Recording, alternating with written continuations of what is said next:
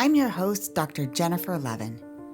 I'm a grief therapist and the founder of From Grief to Growth, the host of the podcast Untethered, Healing the Pain from a Sudden Death, and I'm the creator and author of the Growing After Traumatic Loss course. I provide support, guidance, and teachings to help you with the aftermath of chaos, trauma, and grief. Hi, everyone, and welcome to Untethered, Healing the Pain from a Sudden Death. I'm Dr. Jennifer Levin, and I specialize in traumatic death and helping individuals through the struggles, pain, trauma, chaos of an unexpected death. Today's podcast interview is the second part of my interview with author Kim Cantin, who wrote the book Where Yellow Flowers Bloom, a true story of hope through the unimaginable loss, which was released Friday, April 9th. Kim's memoir is a heartfelt testament of her love as a mother and her devotion as a wife in the midst of a sudden loss and trauma, and it has an enlightened perspective on mortality. Through her patience, perseverance, and willingness to be open to help and to heal, Kim confirms love's ability to connect and transcend beyond life. In our first interview, Kim focused on how she coped with her traumatic grief after the death of her husband and her son while she was searching for his remains for almost 3 years. In today's interview, Kim shares more about her healing and living with long-term grief after the sudden and unexpected death of both her husband and her son. Hi, Kim. Welcome back. This is the part 2 of our interview, and this is actually the first time I've ever done a part 2 of my podcast. However, with the death of both your husband and your son, and all of the themes in your story that relate to sudden and unexpected loss, I wanted to make sure that we had enough time to explore all of the different topics that so many of the listeners of this podcast experience. And there's so many ways I think that they can benefit from what you have expressed a willingness to share. So I can't thank you enough for being willing and able to come back again today and to share such a personal and vulnerable experience with us. Oh, you're very welcome. I'm glad to be here. Yeah, thanks. So for anyone who is just joining us today, I really encourage you to go back and listen to our first episode, which aired on April 7th. So what Kim has to share today can be put in context. So let's start off our interview today by asking you, what actually helped you most in your grief or still helps you in your grief? Probably what helped me most was the tribe I put around myself, the compassion of friends, and letting people come help me. I was a pretty independent person. I was the helper of others. And so this kind of flipped my role as I was the one who needed help. And just being open and vulnerable to the compassion of other people and getting a tribe of people who were comfortable in the space, because some people aren't comfortable in this space. And there's angels that showed up. Mm-hmm. And I think angels that showed up who were supposed to be here, and they made a huge difference. Mm-hmm. And I also think, part of those angels were the Sacred Search team for me. And then intuitive readings really helped me too. Yeah. We're going to actually talk about that in a few minutes. Okay. Did you have people who weren't able to support you or who weren't comfortable? Everyone's great. Everyone did their best, but I did have, there were people who are my dear friends, who are still my dear friends, who I could just tell, they didn't want this tragedy to happen. Yeah. They didn't want their friend to change. They were uncomfortable, as they just naturally are uncomfortable with deep grief emotions, maybe that they have unresolved grief and it was triggering for them. And so yeah, I mean, it's just kind of interesting that some people, and I remember talking to my therapist about it. She goes, well, Kim, sometimes it gets really fatiguing, right? Mm. For them, they didn't ask for it. Their friend has changed.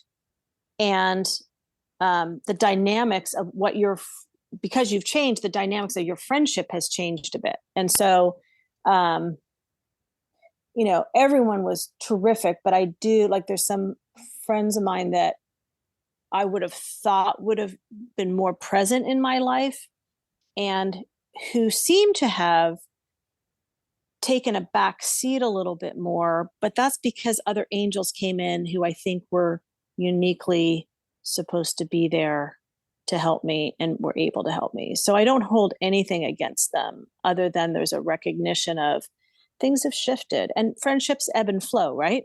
Right. And so there's just a recognition of that. And then look, I retired too. And so if you've got friends who are still in this huge, heavy grind of work and they're exhausted coming home, it's like my world's a little different. Yeah. My day to day is a little different. So the people that I'm going to be in my day to day is going to be different. Yeah. Seems like you have a very healthy perspective in the way you're able to Mm-hmm. Yeah. look at that. Yeah. Perhaps one of the biggest misconceptions among people who've not experienced a traumatic death is that the grief experience ends or that there's a grief timeline. With that said, how would you describe your grief now, 5 years after the mudslides have occurred? Lighter. I think my grief is lighter. Um, it's it it's dissipated. You learn to kind of live alongside of it, Hmm. and life goes on, and other things are happening in your life that are filling new experiences and new memories. So I would say it gets lighter. It doesn't go away. I mean, grief, I think for me is a big bowl of spaghetti and a few meatballs, and it's all intertwined, and because it's non-linear and you don't know, when you're going to get to the meatball. But it's lighter. 5 years after, it's lighter. But I imagine there's still those moments of just intense pain. Yeah, and for me, they happen a lot when I'm driving. I don't know why. Maybe because my guard's down, like I'm driving and then my guard's down. So, my husband had a Chevy Silverado. He loved his white truck. And so when I see a white Chevy Silverado, I think of Dave. And I saw there. Oh, I was going past the elementary school yesterday, and I just remembered a picture I took of Jack when he was in sixth grade. It was for like a sixth grade picture, and he had his funny hands up, kind of like to the sky, like, Mom, what are you doing? Doing another picture. And as I drove by, I just envisioned him walking down with that same look. And so I just kind of let it happen, like I am now, right? Like you just let some of those feelings flow through you because those are healing, and those, I think, let me know that I loved him. Yeah. I think that's a very encouraging word, lighter. Mm-hmm, mm-hmm. Yeah. How do you cope now when those experiences of intense moments of grief occur? I let them happen. I think I honor them and I let them happen. It was before this whole tragedy, I was, a professional. I was an executive, and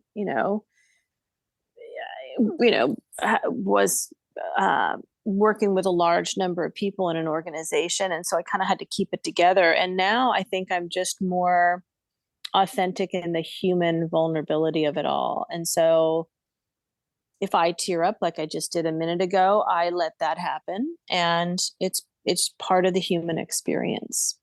And I just honor it, I guess. Okay. How would you say that grief has changed you as a person? I think I'm more empathetic. I've learned profoundly one of the human experiences that we all probably end up learning one day, which is profound grief, right? Mm-hmm. And so I understand that more. And so I'm more empathetic in regards to that. I would say I'm more vulnerable. I'm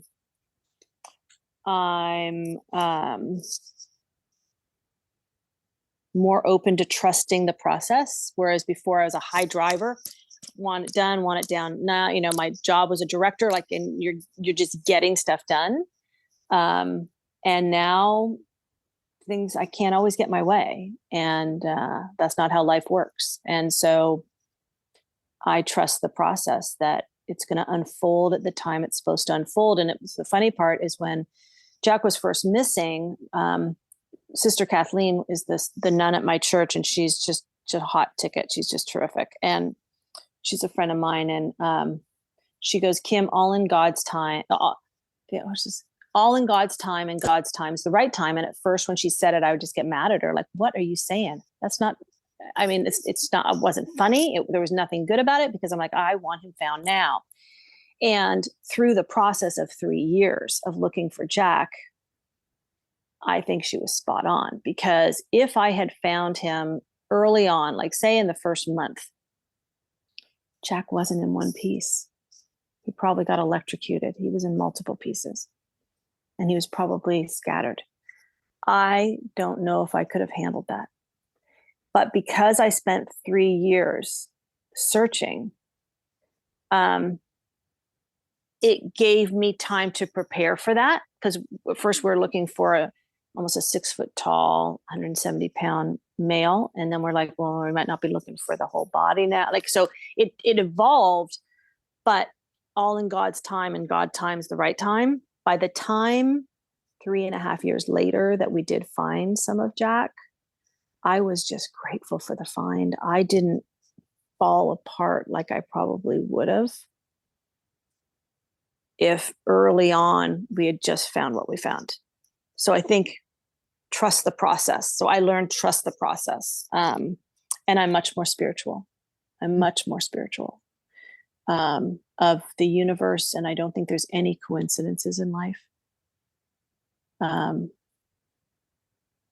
I'm just much more spiritual of a higher power. I mean, I was always have faith, but there's synchronicities that happen that are just, there's angels working on our behalves, I think. Has grief changed the way you view the world as a whole? I guess what I would say on that is I think we're each of us are put on earth as souls. We use some kind of, we rent a shell. And the shell I have has brown hair right now and 5 foot tall. And we're supposed to evolve during our time on earth. And I think we're supposed to evolve toward love. And I think we're given challenges in life that maybe present themselves so we can grow and evolve. And I think my friends would say I'm much more vulnerable and open now than I was. I'm just more there. I'm just more present. Yeah. In your book, you share your experiences with several mediums or intuitives, as you called them. Mm-hmm. And there was one conversation towards the end of the book with, I think, an evolutionary astrologer who said that you had experienced the death of your family before, but that you wouldn't have to do it again. Can you share more about this conversation? Sure, Jennifer. That was what I'm sorry I cut you off. What else would you want? I can share the conversation. And the feelings that you had afterwards about that conversation, because I was really struck by that. So Kristen and I went to UCLA together, and so I knew her from there, and we were at the sorority houses next to each other. And then we happened to she worked in the same company I did, and she actually took over my job as I got promoted. And so I knew her at first, and we worked in medical device, and at a time where, you wore the navy blue suit, and you were conservative. And that's when, she was working in this medical center with me. And then a little while later, I'd see her back at corporate when I took a corporate role, and she looked more like Stevie Nicks circa the Rumors album, with like this velvety beret hat and flowy dresses. I'm like, what's going on, Kristen? And she goes, I'm going to be an evolutionary astrologer. I'm like, well, what is that? And she told me, she says, really like looking at individuals uniquely and what's going to happen for them in their life and how their soul's supposed to progress. And like, okay, that's interesting. I don't know much about it, but that's very interesting. And so she knew my husband. And so after I was out of the hospital in the rental, I reached out to her and said, this is what's happened to Dave and Jack. And she picked up the phone right away. And she's like, cause I think I texted her on LinkedIn or something. And she goes, oh my God, Kim, she goes, this is not the first lifetime you've lost your family. And I go, what? She goes, yeah, you've carried some of your family on your back like a warrior before. This is not the first time. And she goes, but before, when it happened, you couldn't get past it. And this time, you're going to get past it. You're going to crumble and reassemble. And then she told me the metaphor of Kinzuki, which is this Japanese art form. And a lot of people might recognize it. So if there's a beautiful porcelain bowl and the porcelain bowl breaks, instead of throwing the bowl away, in this art form, they assemble it back together with a gold lacquer. And so when you see this porcelain bowl with this beautiful gold lacquer where the cracks were, it actually is almost more beautiful than the original. And it's the metaphor for the art of the precious scars. You show what happened to you, and that's part of your story.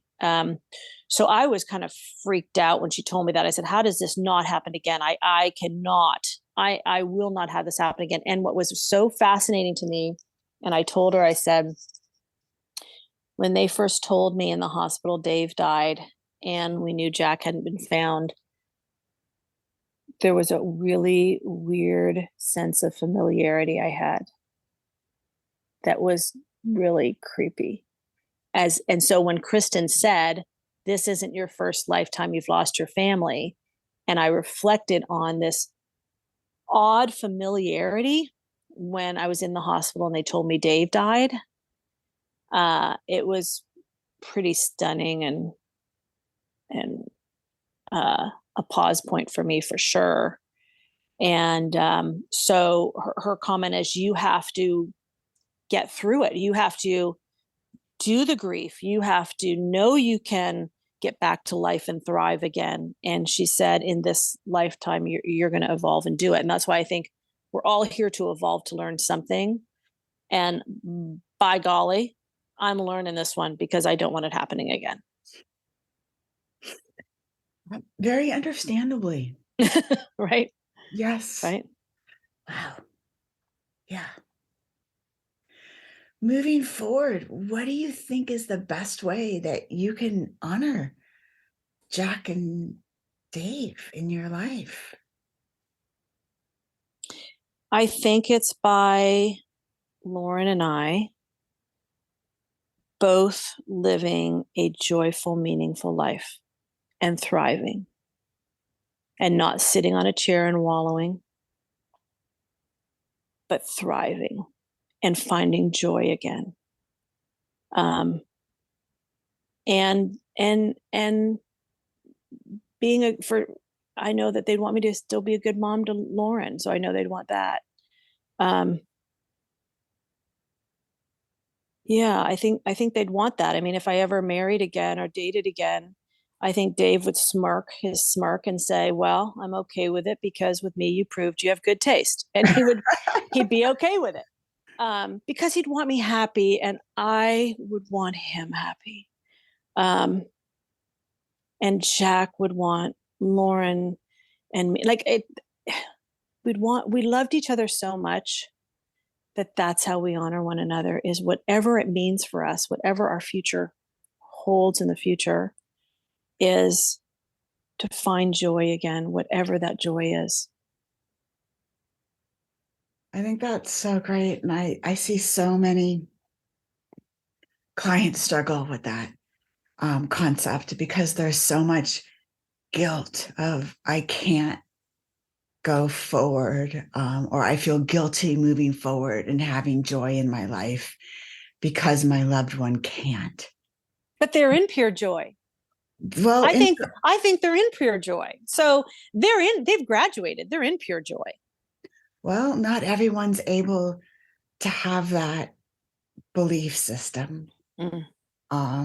And I think there's an intellectual belief that I think my loved one wants me to be happy, but the action and getting over the guilt is such a hard thing to implement. And so I'm so glad you're able to express that honoring Jack and Dave is that you and Lauren, or that a way for you to honor Jack and Dave is for you and Lauren to live your best life.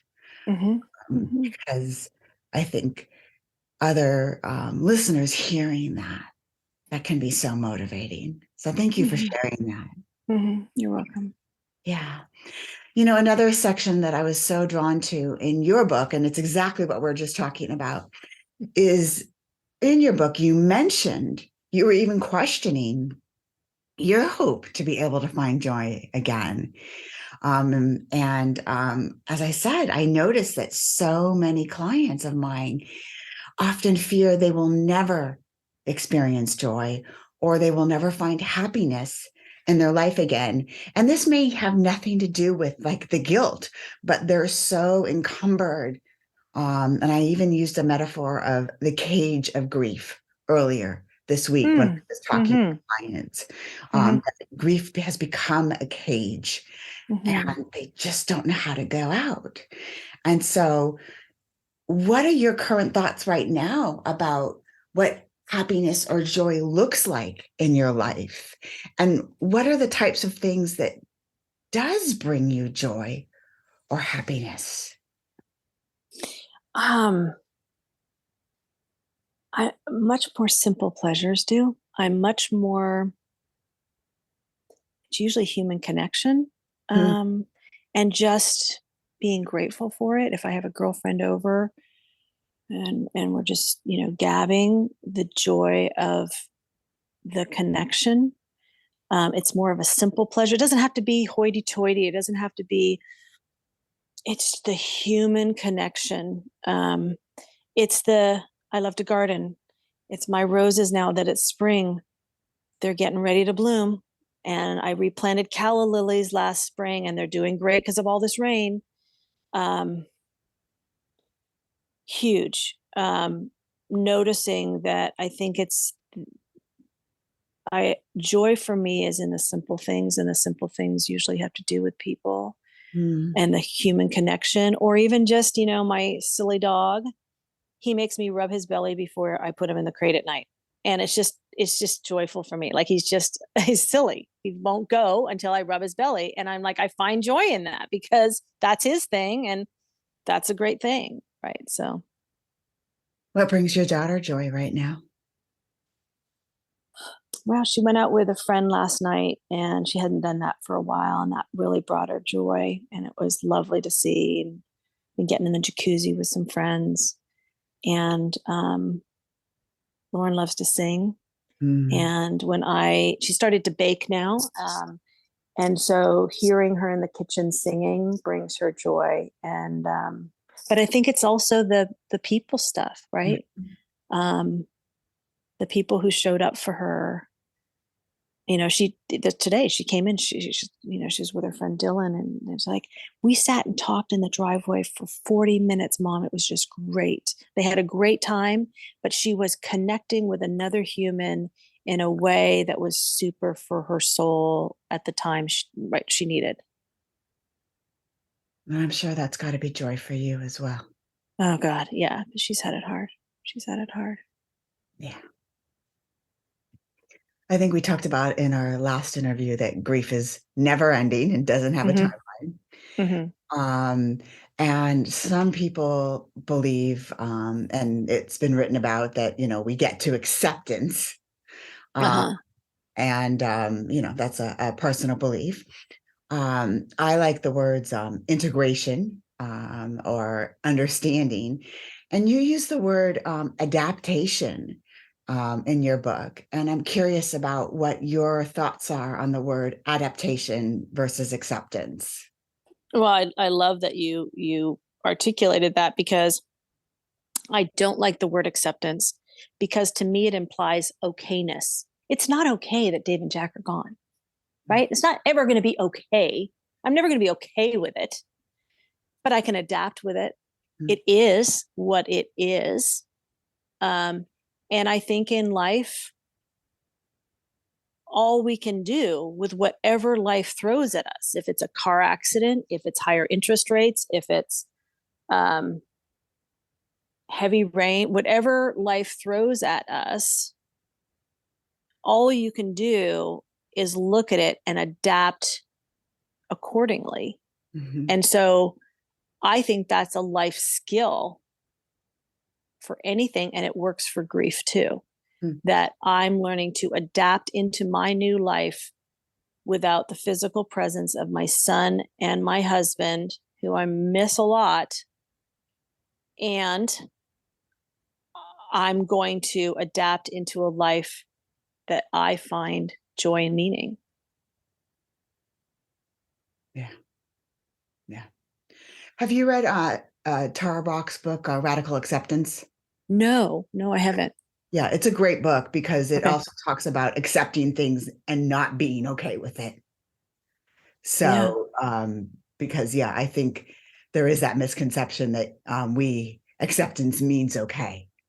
And I think, Yeah, one of the lady who helps me with Reiki, she studies a lot of the Buddhist thinking, and she helped frame something for me that was helpful. And she said, the best thing you can do is not be attached to a specific outcome. Mhm. I really want the red car. If I don't get the red car, life is going to end. I need the red car, right? Or whatever your thing is. Because I really want to find Jack's remains. I really, really, really, really, really. And she goes, the more attached you are to the specific outcome, the more letdown you're going to have if it doesn't happen. And so what she advised me is, try just to be present with do your best. You can influence, right? I went out and searched. I can influence. I can get the university team. I can influence to try to find his remains. But I can't, if I'm so tied to a specific outcome, like all it's going to do is let me down. And I think that's fair in life of anything, right? Mm. You just try to be present in the moment of what is happening for you. Yeah. Yeah. Absolutely. So if we can go back a little bit to, what brought you here, in my professional experience, I have worked with people who've experienced the death of loved ones to fires and hurricanes and accidents due to forces of nature. But when we met prior to our interviews, I mentioned you were going to be the first person on my podcast who actually experienced the death of your loved ones from acts of Mother Nature or a natural disaster. Mm-hmm. And, unless an act of nature occurs in the community itself, there's not a lot of support or an opportunity to connect with other people in your situation. So, what advice would you give to somebody who has experienced the loss of a loved one from a natural disaster? I think I would tell them, keep your faith. I don't think God did this to us. It happened. I'd say hold on. It will get lighter. And a friend of mine told me the acronym of HOPE, which is hearing other people's experiences, HOPE as an acronym, that by hearing other people's experiences, sometimes there's a nugget that you can learn from. That's why my grief group was so helpful for me with mudslide survivors, because we got each other. of what had happened to us. So that kind of thinking of hope as an acronym, hearing other people's experiences and seeking those, finding your tribe that does that might be helpful. I think the number one thing I'd say to you is be gentle on yourself and listen to your body. For me, what's happened the last 3 months in Southern California, I'm in Santa Barbara, but it's been record level rain. And I think we've had 3 times as much rain as Seattle for the same period. And consequently, in Santa Barbara, there's been multiple evacuation warnings. So the phone is going off and doing this almost amber alert. And for us, that's just terrifying because that happened all the Thomas fire. And then it came in as the muds at my chest, like it came in a little too late. And so I'd say, listen, because I've been listening and observing my behavior and my feelings with it, because I've noticed because of the natural disaster, I, in Santa Barbara specifically, get hyper vigilant. And when I get the warning, I'm like, Lauren, no driving today. I said, we're staying off the roads. We're staying in the house. And she's looking at me like, Mom, I got a job to go to. No, you're not going. And I get over the top. And I was 2 times in where I grew up in Southern California, which is about 90 minutes south of me, for a funeral. And it was raining then. And I was there. Didn't bother me at all. Then I was there again a month later. It was raining again. Didn't bother me at all. And I'm like, what is the difference? And then I was on the East Coast and it rained there. Didn't bother me at all. I go, what's the difference? And the difference was for me in the natural disaster is those places never let me down before. Rain was just rain. And when rain happens in Santa Barbara, it's death danger to me. It's death danger. So I'm paying notice to say, can I work through that with some trauma work? Or maybe Santa Barbara doesn't become, I'll always have a house here, but maybe it's not my permanent place. I don't know. I'm just making an observation that because of my natural disaster in my town where it happened, where there's a big mountain and that mountain crashed down and there's evacuation warnings going off, like multiple this past quarter, that I'm traumatized. I have remnants of that are, and poor Lauren needs to know, and I'm not helping her because I'm probably making her worry more about it when I'm freaked out, right? Because she's cueing off of me, and that's not healthy either. And when she was up she goes to school in the Bay Area. The rain doesn't bother her in the Bay Area, but she said when she came back to Santa Barbara, she goes, Mom, I get triggered around here. So it's just, I'd say natural disasters, listen and observe, and then work with your therapist on what to do. Yeah. And what would you say to someone who's grieving a loved one whose body, or as your son referred to, whose shell as missing and not yet been found? I would say, I am so, so sorry. And I know how brutal it is. And I would, if they're open to it, I would suggest, I would say, would she want to know my experience, to know how I was so relentless and almost desperate to find his remains early on. And then after having some intuitive readings and hearing from Jack and him saying, Mom, it's just a shell. I'm okay. That shell's not me anymore. And at first I'm like, be quiet. Like, I don't believe you.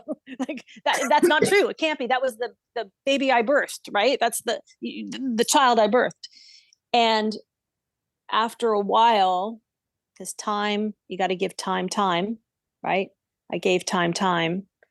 And I now believe it, that I think we just have shells I think our souls rent a shell. It's a rent a shell program while we're here. And the soul lives on, and the soul lives on in pure joy.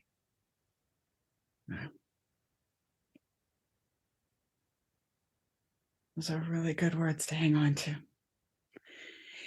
Anything else you'd like to share with us about your book? We're going to have all of the information in the show notes and links, so our viewers can to purchase the book. But anything you'd like to tell us about your book before we close? Sure. Well, it's called Where Yellow Flowers Bloom. And it's kind of a metaphor because yellow flowers bloomed where we thought they would never, in a place that could be really sad. And it's a way to say, let's look at the good things when there may not be, as a way of living.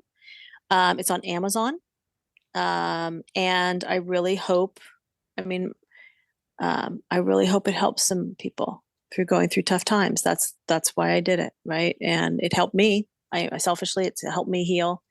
And I really hope it, I think it might, help get people access to their grief and explore their process. So I hope it helps people. Well, I know it definitely will. And again, thank you so much for writing the book and bringing so much forward for people to think about and to acknowledge and normalize the experience. Talking about 2 deaths and not only that, what we call non-death losses, all of your personal possessions, identity, everything combined with both the loss of your husband and the search for your son. It was just an overwhelming, heartbreaking story. And I definitely impacted me greatly reading it. And to be able to have the opportunity to follow up with you live and have you on as a guest on my podcast is just such a meaningful experience. So thank you. I enjoyed it. And I can tell you, as soon as I learned that you had those podcasts, I got up one Saturday morning. Once I learned about them, I think I got up at like 4:30 in the morning, and I started listening to them. And I'm like, where were you 5 years ago? Because they're so helpful. And I just, I really got a lot out of them. So thank you for doing that. Well, thank you. Well, this concludes our interview, but I encourage all of our listeners to interact with Kim on our Facebook group. So thank you again. Great. Okay, take care now. Bye-bye. I am so grateful to Kim for her willingness to participate in 2 interviews for this podcast. In today's conversation, there were a new set of themes and takeaways that I hope you as a listener were left with after spending more time listening to Kim's reflections and experiences. It's obvious that at present, more than 5 years after the mudslides and the death of her husband and her son, Kim still experiences deep pain related to her losses, and that her grief also becomes triggered at unexpected times. However, overall, Kim describes her grief as lighter and states that she can experience happiness and is committed to living the best life possible. Kim helped us normalize the long-term experience of grief. We know that the pain and sadness associated with the sudden and unexpected death of our loved ones never goes away. Kim shared that she's now able to honor her grief feelings whenever these emotions surface, and that she allows herself to experience the feelings and process her emotions until they soften. We also know that sudden and unexpected death changes us at the very core. In our interview, Kim commented that her grief increased her ability to be more empathetic and vulnerable with others. And this is something I hear from so many people who've also noticed this about themselves as well. She noticed that she's also more present in the world, more open to growth and evolving as a person. However, grief can also make us acknowledge realities in the world or in ourselves that can be painful or hard. For example, Kim realized that during her grieving process, she had to acknowledge that she was not always in control of things and that she was not always going to get her way, which is something that I think a lot of people struggle with in grief and they find very challenging. Kim recognized that she's now able to trust the process more. And I just had a conversation with a client the other day who asked, what does this phrase really mean? Trusting the process means to have faith or have a belief that somewhere there's a larger plan or there's something else in place that includes things are going to work out for me for the best, even if you don't understand what that means at the time. To move towards healing, Kim opened herself up to new experiences throughout her grief process, whether it was new types of therapy, new ways to find her son Jack, or advice from people with different skills, including spiritual advisors or what she called intuitives. I've worked with many clients who have fixed mindsets regarding how they want their healing process to work or have an unwillingness to try certain exercises or healing modalities, and this can be very limiting for them. I believe Kim's openness to try new things, to seek advice from different professionals from diverse backgrounds, benefited her greatly and increased her ability to continue to move towards healing when her motivation was challenged, her grief intensified, and the search for her son was long and weary. I was so pleased to hear Kim share newfound experiences with happiness and that different things in her life contribute to new experiences of joy. So many of the clients I have worked with spend a considerable amount of their grief experience questioning the outcome and longing for their life to return to the way it used to be. I wish I had the power to turn back the clock and reverse the tragedies that my clients have experienced, but I don't. Therefore, one of my goals is to help clients shift their energy from wishing their life would return to normal or engaging in the repetitive questions of why, to helping them refocus on new things in life that can still elicit happiness. With time and healing, I strongly believe that you can still find happiness again, even within the context of grief. I loved the examples that Kim shared of the new things that bring her happiness and joy. The connection with others, rubbing the belly of her dog, and spending time in her garden. These are simple joys in life. And yes, I'm sure at times Kim experiences a feeling of bittersweetness with them all, but that does not stop her from engaging in the activities that bring her happiness and joy. Finally, Kim stated that the best way she can honor her husband and son is to live her best possible life.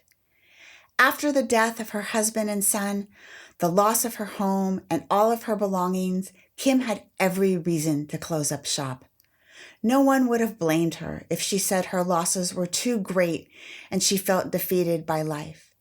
But she did not, and she could not. She had the responsibility of her 14-year-old daughter, and she needed to create safety for her, and she needed to find her son. She has continued on and created a new best life possible to honor her husband and her son. And she's written a beautiful book about grief, healing, and hope, Where Yellow Flowers Bloom, a true story of hope through unimaginable loss. I truly thank Kim Cantin and everyone who shared their stories on my podcast in service of those trying to rebuild their lives after a sudden and unexpected death of loved ones. If you want an opportunity to connect with Kim, please join our Facebook group talking about the podcast Untethered with Dr. Levin. Kim's biography is posted along with her contact information if you would like to connect with her directly. Our next podcast will be on May 10th and will feature psychiatrist Dr. Mariel Tirani, who will talk about how medication can help after a sudden or unexpected death. Thank you so much for joining today's episode of Untethered, Healing the Pain After a Sudden Death. If you're interested in a healing experience after a sudden or unexpected death, I invite you to go to my sister website, www.therapyheals.com/events, to learn about our upcoming grief retreat on Whidbey Island in Washington State, August 5th through 8th, 2023 this summer. Kim Cantin has given me permission to share that she's going to be a participant at this retreat. We still have some room left, and the early bird registration deadline is this Sunday, April 30th. I hope to see you there. Thank you for listening today. Be sure to subscribe to my podcast so you never miss an episode. For help with a sudden and unexpected loss, sign up for my free mini course where I will teach you the 3 truths about living with a sudden and unexpected loss. Please visit www.fromgriefto